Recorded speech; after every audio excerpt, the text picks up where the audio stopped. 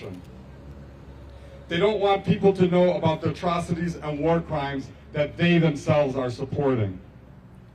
Let me begin by explaining the imagery and language of the mural.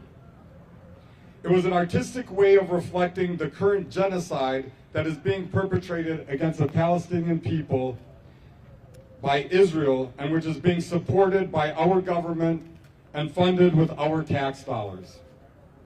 The aim of the mural was to foster awareness of the horrific genocide being committed, especially as we are nearing an election. It is to bring awareness to the ethnic cleansing of the Palestinian population in Gaza, of the torture and rape of innocent Palestinians, of the beheading of Palestinian babies, of the intentional famine being inflicted on the entire population of Gaza. This mural wasn't a pro-Palestinian mural, as a lot of the media is saying. It is a pro-humanity mural. It represents all people suffering injustice, whether Palestine, Sudan, the Congo, or anywhere else in the world. It is a statement to say that never again means never again for anyone. Many of you guys know I love my love for my buildings, and I love to utilize my buildings to put murals. Most famously are the George Floyd mural on North Avenue, the Breonna Taylor one that was here prior, and the alley line mural on the same building. Well, now it's being put up to showcase the genocide that's taking place in Gaza. There are critics trying to conflate Judaism with Zionism despite knowing the difference, because they do know the difference.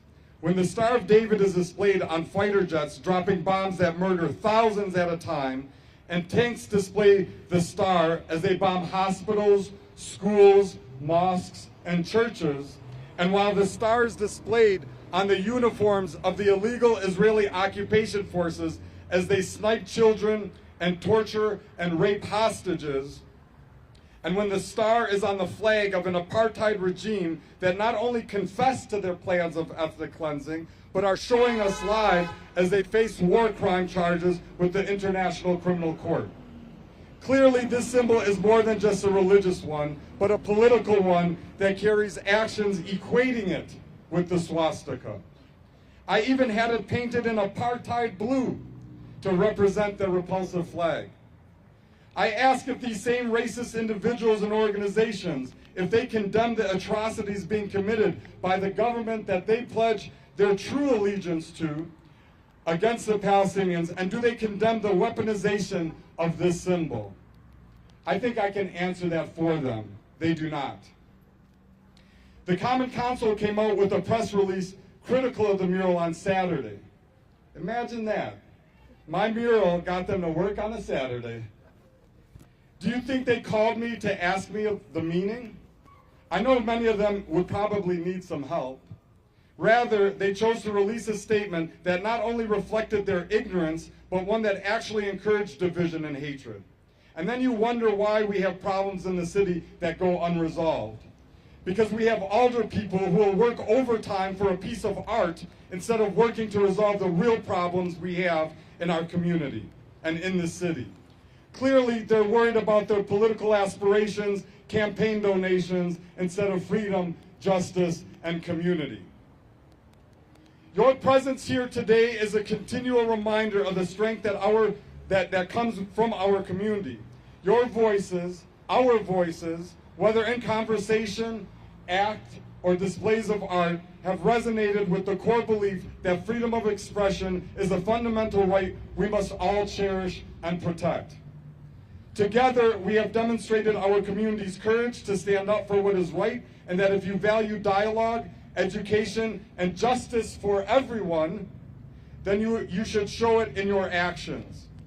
We stand here today to reaffirm the principles upon which our society is built, the principles of inclusivity and the understanding and respect for one another's voices.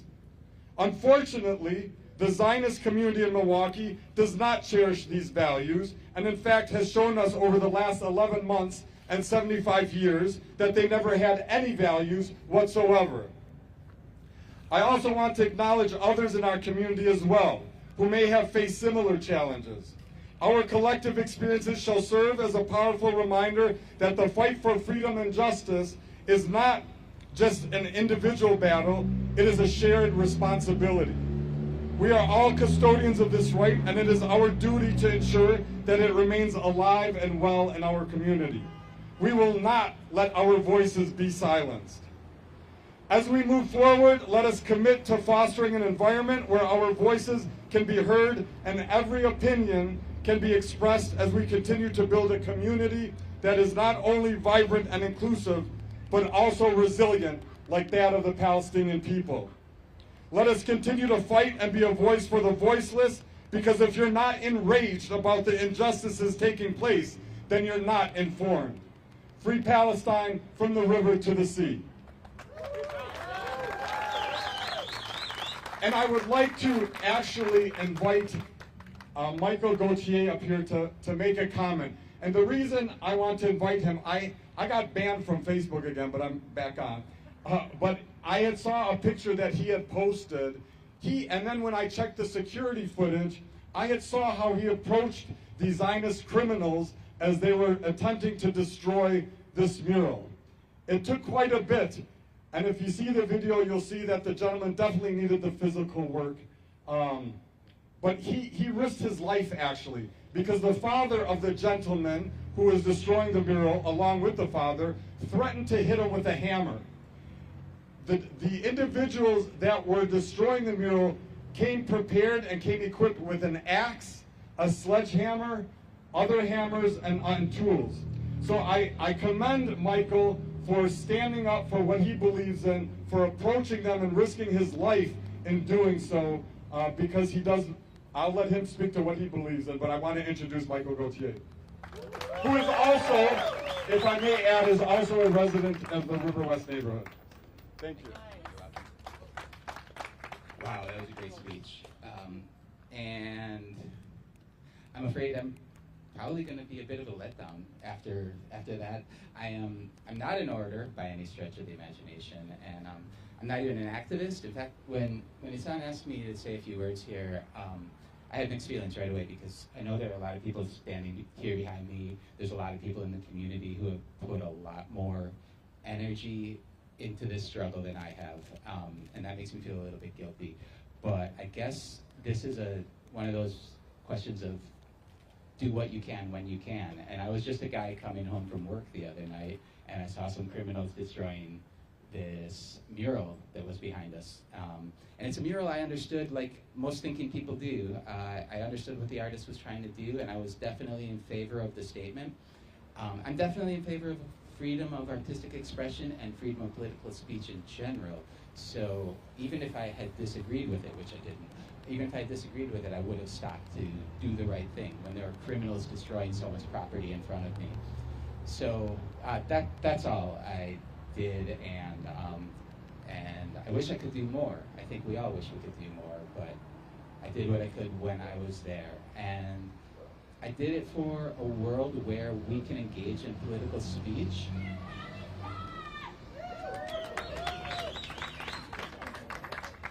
I did it because I want to live in a world where we can express a political statement without bringing violence down upon ourselves.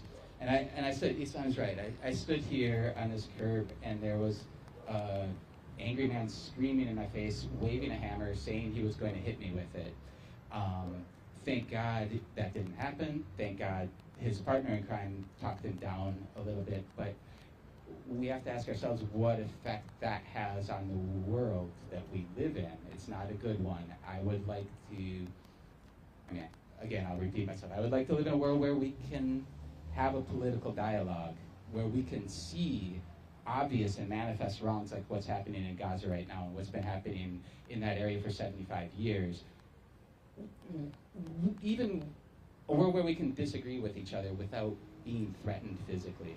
I'm just a concerned Milwaukeean. I live in the neighborhood, I love the neighborhood, and I saw some people breaking the law on the way home from work the other night. I stepped in and I did what I could, and thank God there are a lot of people doing way more than I'm doing. Thank you, Hassan, for that kind introduction.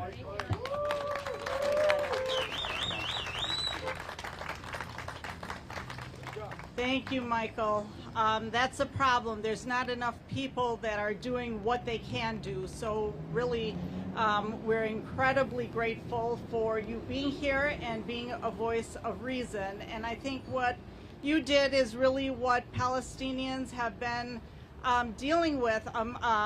American Palestinians, American Muslims, is coming face to face with people that feel incredibly entitled.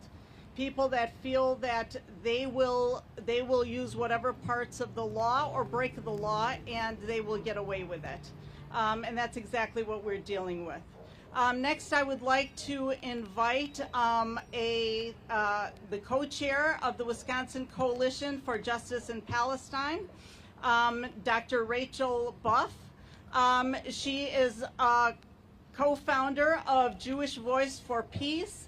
And what we want to mention is out of the 85 organizations that make up the coalition, we have quite a few that are Jewish. And so what concerns us that when we hear headlines or we read headlines that say Jewish leaders are outraged, why are we always going to the same individuals that claim to speak for all Jews? There are tons of Jews that are part of this movement for liberation because they believe that that is really what their Judaism is all about. So please join me in welcoming Dr. Rachel Buff.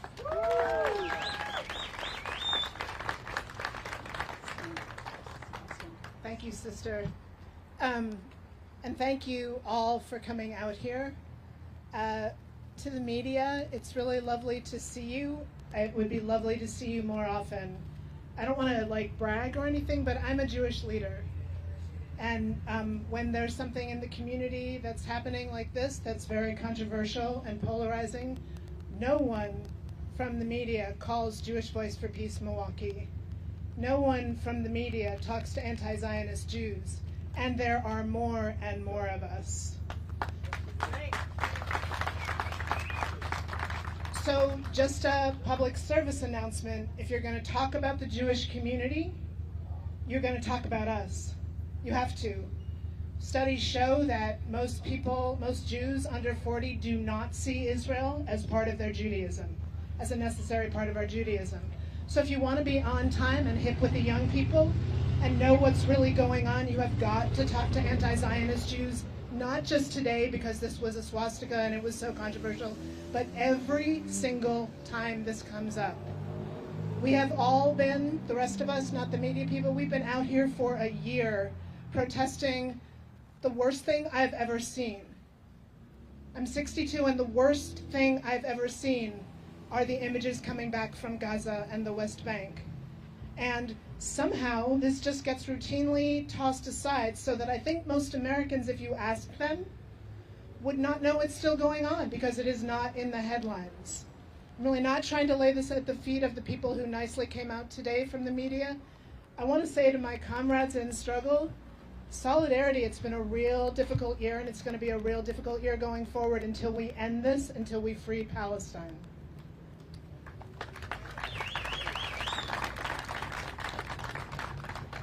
From the river to the sea. From the river to the sea. You know this one. That is not an anti-Semitic thing to say. That is not an anti-Semitic thing to say. Okay, we're going to try that again. From the river to the sea. From the river to the sea. That is not an anti-Semitic thing to say. That is not an anti-Semitic thing to say. Because we are people who believe in freedom, who believe in justice. We like slogans like from the river to the sea. We like imagining that all the people in Palestine could be free. We know that there is no Jewish freedom in Palestine without Palestinian liberation. The rest is a colonialist mirage. I want to read a statement that I didn't write. I'm really proud of my comrades of Jewish Voice for Peace who whipped this up in, 12 hours or something.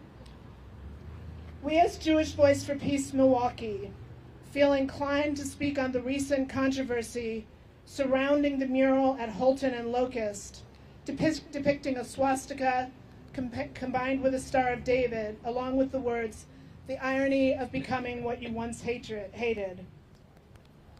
First and foremost, we would like to remind our broader community and local media that as an anti-Zionist Jewish organization, we are part of the Milwaukee Jewish community. As such, we have been continuously appalled by local headlines, especially since last October 7th, such as the one recently put out by Sophie Carson of the Milwaukee Jewish Sentinel that refused to... Journal Sentinel. No, yeah, we don't control that. That refers to outrage from Milwaukee Jewish leaders over the mural when anti-Zionist Jews like ourselves are not reached out to or platformed to share our own thoughts about such topics. That said, we resoundingly reject this characterization that the Milwaukee Jewish Federation or the Wisconsin Jewish Chronicle speak for the entire Jewish community, when we can assure you that they do not. They are not Jewish community leaders. They are agents of Israel's genocide and anti-Palestinian and anti-Arab racism. They do not speak for Judaism or for Jews. They speak for Israel, and it is not the same thing. In terms of our feelings on the mural itself, we understand why it is polarizing. There is a legitimate critique that can be made about it, particularly concerning the language implying that Jews, whom the Nazis persecuted and exterminated during the Holocaust, have become oppressors not unlike the Nazis in relation to Zionism and Palestine. It should be made abundantly clear that Judaism and Zionism are two different things, but it is understandable how someone might read the mural as conflating the two. At the same time, it would be foolish to pretend that the state of Israel does not proclaim itself as the Jewish state, and it has used this notion to justify the systematic displacement, apartheid, and ethnic cleansing of Palestinians since the dawn of the settler colonial Zionist movement under the guise of self-defense. Israel co-opts Jewish symbolism and culture while doing this, most obviously in its use of the Star of David on the national flag. Because of this, many Palestinians understandably have a fundamentally different relationship with the Star of David than many Jews do. This has been the symbol used on the tanks, bombs, guns, and soldiers that murder Palestinian children. It has been the symbol branded onto Palestinian prisoners by Israeli police. We find it far more reprehensible and anti-Semitic that Zionists co-opted the historically Jewish symbol as Israel commits crimes against humanity on the people of Palestine than anything insinuated by the mural. For many Palestinians, the Star of David is a symbol that represents violence, murder, and oppression, not unlike the swastika as it was used by Nazi Germany. And this is clearly stated by the mural's artist in the Journal Sentinel article. It is not ours or anyone else's place to police Palestinians as they express their pain through creative means. We understand the intent of the mural. Art throughout history has been used as a means of provocation and transgression, and this particular mural undoubtedly evokes a visceral reaction that starts an urgent conversation. That is the point of the mural, as upsetting and triggering to some as it may be. If you have paid attention to Israel-Palestine, especially since last October 7th, as we have observed the single most well-documented genocide in modern history, then you will know that this is a righteous comparison. And our tax dollars as U.S. citizens are funding it to the tune of $328 billion a year. Just look around you and imagine what that could do in our communities. Zionism promotes racist Jewish nationalism and exceptionalism that we wholeheartedly reject. Existing Jewish institutions are not above criticism when they espouse revisionist narratives and endorse genocidal rhetoric. Holding them accountable does not make someone anti-Semitic. So let's do this one more time. From the river to the sea. From the river to the sea. That is not an anti-Semitic thing to say. That is not an anti-Semitic thing to say. From the sea to the river. From the sea to the river. Palestine will live forever. Palestine will live forever. Thank you all for showing up so quickly.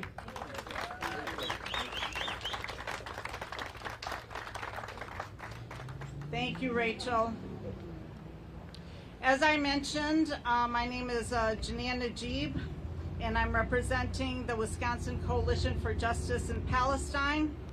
We are 85 diverse organizations, many of them Jewish, who have been calling for an end to Israeli genocide, apartheid, starvation, dehydration, torture, and the well-documented mass rape of Palestinian medical staff, university professors, and teenage children. We have called for an end to the billions of American tax dollars being sent to kill Palestinian children. I had not expected that there would be such an uproar by Jewish Zionist organizations who wrongly claim to speak for all Jews, as Rachel explained. Claiming a piece of art on a privately owned building is anti-Semitic. Yet they have not defended their Judaism from a racist country claiming to be a Jewish state and committing a genocide in the name of Jews and justifying it with Jewish scripture, while wearing and waving the blue Star of David. In 1897, the First Zionist Congress, a secular movement made up of many atheists, adopted the Magen David as the symbol of the Zionist movement. It is also a political symbol. Just today, European Jewish settlers, because that's where they came from, entered a girls' school in the Palestinian West Bank and beat and terrorized the girls and staff while carrying a flag with the blue Star of David. This symbol has been branded on Palestinians like slave owners once branded slaves in the United States. What is astounding and needs to be front page news in this city and state is how the Jewish Federation seems to have the media on auto dial. What needs to be front page news is when our students in camp, because they want their university to have investments that respect human rights. Jewish Zionist organizations work overtime to institute policy changes at our universities and force a chancellor to step down because he didn't follow their orders and brutalize the students and instead chose to negotiate with them. What needs to be front page news is when Palestinian artists want to put up a Palestinian display, Jewish Zionist funders threaten to cut funding to art institutions. But what brought me out today is the Common Council, which seldom does anything in a timely manner. Somehow they managed to bow to racist Zionist organizations and to agents on the board of the Common Council whose first commitment is to the Jewish Federation. They were able to issue a press release within 24 hours and on the Jewish Sabbath about a piece of art on a private